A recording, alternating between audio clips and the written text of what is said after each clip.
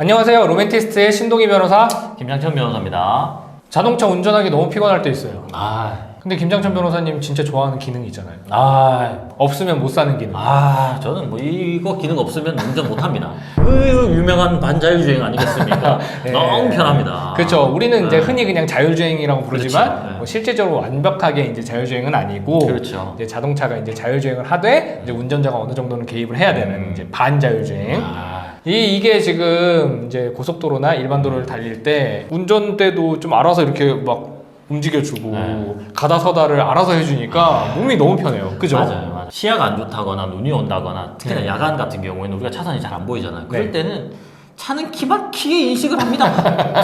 잘 봐요. 기막히게 아주 잘합니다. 저보다 운전을 더 잘해요. 그럴 때는 어쨌든 돌발 상황이면 우리가 보조를 하면 되는 거죠. 일단은 차에 맡기고 맞아요. 그 다음에 돌발은 우리가 조심을 한다. 그래서 항상 브레이크에 발을 올려놓고 운전은 딱 잡고 있고 핸들 놓으면 안 됩니다. 핸들 놓으면 안 돼. 왜냐면 놓으면은 얘네가 잡으라고 계속 잡으라고 해요. 잡으라고 또 경고합니다. 경고. 화를 내더라고요. 잡아야 돼요. 그래서 이렇게 저희 둘도 애용하는 이 반자율주행 이게 좀 기술이 점점 이렇게 진보되고 있는 것 같더라고요. 지금 단계가 어떻게 지금 설정되어 있고 지금 어느 정도 수준에 와 있는지 한번 정리해 주시면 좋을 것 같아요. 이 반자율주행 저희가 이번 기회에 여러분께 소개를 해드리려고 좀 공부를 해봤잖아요. 이거 그럼요. 그래서 이게 단계가 있었더라고요. 처음에 이제 레벨이 0단계부터 5단계까지 이제 이렇게 맞습니다. 차근차근 개발이 되고 있는데 지금은 한 2에서 3단계 정도?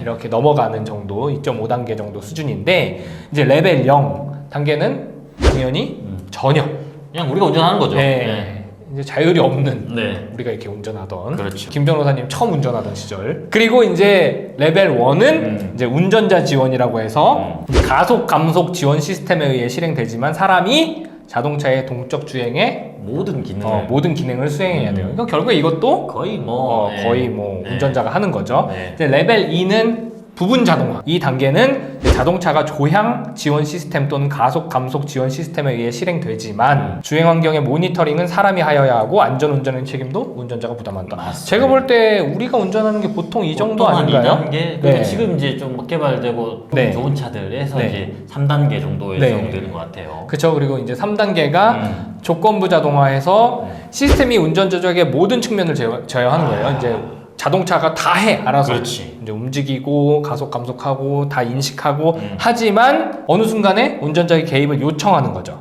그러면 이제 운전자가 그때 이제 개입하고 그리고 그에 따른 책임을 운전자가 지는 거죠. 그렇죠. 일반적으로 이제 요 단계가 또 요즘은 많이 보급돼 있는 것 같아요. 그렇죠? 그래서 저희도 이제 손을 얹어놓고 있지만 운전은 알아서 이제 차가 막 하잖아요. 차가 갑자기 끼어들거나 정상적으로 운전이 안 될 때는 빨간 등이 따다다닥 뜨잖아요. 맞아요. 그때는 이제 우리가 운전을 해야 되는 이런 게 조건부 자동화인 거고 지금 이제 레벨 4로 넘어가는 단계라고 이렇게 광고가 되고 있더라고요. 이제 레벨 4는 고도 자동화 단계입니다. 주행에 대한 핵심 제어, 주행 환경 모니터링 및 비상시에 대처 등이 모두 이제 이 자동차 시스템이 수행하는 거예요. 그러나 시스템이 전적으로 항상 제어하는 것은 아니래요. 약간의 여지가 있는 거죠. 어쨌든 또 개입을 해야 된다. 그러나 이제 이 책임의 영역이 운전자에서 이제 어느 정도 자동차로 넘어가는 단계라고 볼 수 있겠네요. 그러니까 이제 레벨 4가 되면 제가 볼 때는 이제 거의 이 운전의 영역이 사람에서 자동차로 넘어가는 거예요. 완전 넘어갔다기보다는 거의 대부분이 넘어갔다 이렇게 생각하시면 될 것 같아요. 그죠? 그 다음에 이제 레벨 5는 완전 자동화 단계입니다. 모든 자동차들이 자기들끼리 알아서 이제 다니는 거예요, 도로에서. 이게 되면 뭐가 이제 바뀌냐? 운전면허증이 없어지겠죠. 차도 아주 많아질 겁니다. 대중교통을 이용하기보다는 완전 그냥 그거 사서 편하게 다니면 되니까. 제가 요 관련해가지고 제 사례를 한번 말씀드리고 상담 사례를 한번 말씀드릴게요. 새 차를 받은 첫날 이제 어머니를 모시고 운전을 할 기회가 생겨가지고 엄마 이거는 손을 놔도 차가 간다. 그래? 좋다, 해보자. 고속도로에서 바로 켰어요. 너무 좋아. 근데 톨게이트가 나온 거예요. 엄마 톨게이트도 이거는 속도를 줄이면서 그냥 간다. 가만히 있는데 막 펑 하는 거예요.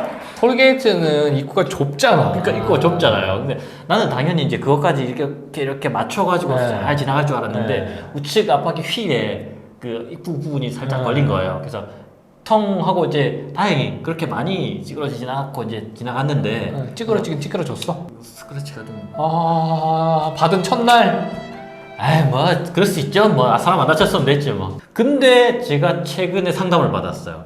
변호사님, 제가 차를 받은 첫날 핸들을 놨고 어차피 자율주행이니까 그냥 가면 되는 거 아니었냐 해서 놨는데 똑같이 털에서 많이 부딪힌 거예요. 많이 거기는- 부딪혀가지고 차량이 전복된 거예요. 넘어갔다고. 차량이 전복되고 차가 네. 폐차가 된 거예요. 첫날.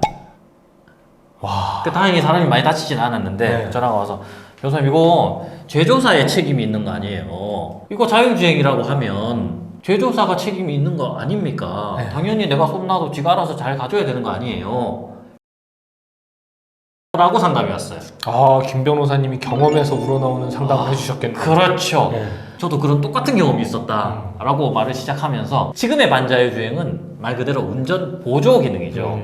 운전 보조라는 것은 주운전은 운전자가 하고 보조로 자율주행이 들어온다는 거예요. 반자율주행으로. 그래서 책임이 운전자한테 있다. 그래서 제조사한테 반자율주행에 대한 사고에 대한 책임을 묻기는 어렵다. 김 변호사님 휠 나간 것도 속상했는데 차가 맞습니다. 뒤집혔다고 하니까 네. 속이 뒤집히네요. 맞습니다. 사실 반자율주행이지만 거의 뭐 운전자가 책임이 있다라고 보시면 될 것 같고 아까 상용화 단계에서 레벨이 올라가면 사람의 개입이 없어진다고 했잖아요. 네. 근데 저는 개인적으로 이것도 약간 의문이라고 봐요. 왜냐하면 그렇게 되면 완전 자율주행으로 가면 사고가 났을 때 책임을 제조사가 져야 돼요. 근데 제조사가 과연 그 책임을 인정을 하면서 상용화를 시킬까? 기술적으로 완성이 되어 있을지라도 그렇게 하기에는 제가 볼 때는 약간의 무리가 있을지 않나 싶어요. 그래서 그런 것까지 대비해서 나중에 상용화 단계에서도 어느 정도의 운전자가 개입해야 된다거나 이런 조치가 나오지 않을까 싶어요. 자, 오늘은 김 변호사님과 반자율주행 이야기를 해봤습니다. 자율주행 모드 놓고 운전하면 저도 굉장히 편하더라고요. 그런데 진짜로 김 변호사님 말씀처럼 그거 놓고 딴 생각하거나 휴대폰 보거나 하면 진짜 좀 위험한 것 같아요. 굉장히 위험합니다. 왜냐면 얘가 자율주행이긴 한데 가끔씩 약간 차선을 완벽히 못 읽을 때가 있긴 있어요. 그러니까 운전자도 좀 전방 주시를 하면서 여유를 가져야 될 것 같긴 해요. 어쨌든 반자율주행은 운전 보조 기능이다 라고 생각하시면 돼요. 운전은 누가 하는 거다? 운전자가 하는 거다. 이렇게 생각하시면 될 것 같습니다. 네, 오늘은 여기까지 말씀 나누겠습니다. 감사합니다. 감사합니다.